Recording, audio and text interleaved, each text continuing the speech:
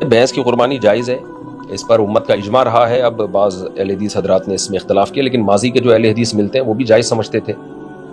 माजी में जो अहले हदीस थे तो उनकी किताबों में भी इसका जवाज़ लिखा है। इसके जवाज़ पर इजमा है, और इजमा की वजह क्या है, इसकी लॉजिक क्या है कि भैंस को गाय की किस्म में दाखिल किया गया है। अब यहाँ पर हो सकता है किसी डॉक्टर को एतराज़ हो कि मेडिकली तो भैंस और गाय की जिन्स अलग है। देखो, शरीयत मेडिकल को नहीं देखती, शरीयत ये देखती है कि गाय की कुर्बानी जिन वजूहात पे जायज़ है वो तमाम के तमाम वजूहात भैंस में भी पाई जाती है। गाय दूध देती है, गाय घास खाती है, जुगाली करती है और नस्ल के लिए रखा जाता है उसको। और सबसे बड़ी बात यह कि चौपाया है और घरेलू है, यानी पालतू जानवर है, जंगली नहीं है। तो भैंस में भी ये सारी चीज़ें गाय वाली पाई जाती हैं। ठीक है, उसकी एक अलग नौयत की वजह से उसमें बहुत सारी क्वालिटी उससे गाय से अलग है, लेकिन शरीयत इतनी पेचीदगियों में नहीं जाती।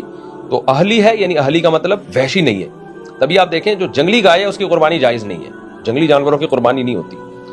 तो इसलिए भैंस को लाहिक किया गया है गाय के साथ, यानी अलग से उसके लिए नस नहीं होनी चाहिए, नस की ज़रूरत नहीं है। गाय की जवाज़ की जो दलाइल हैं, तो भैंस को गाय ही की किस्म में शरई तौर पर शामिल किया गया है।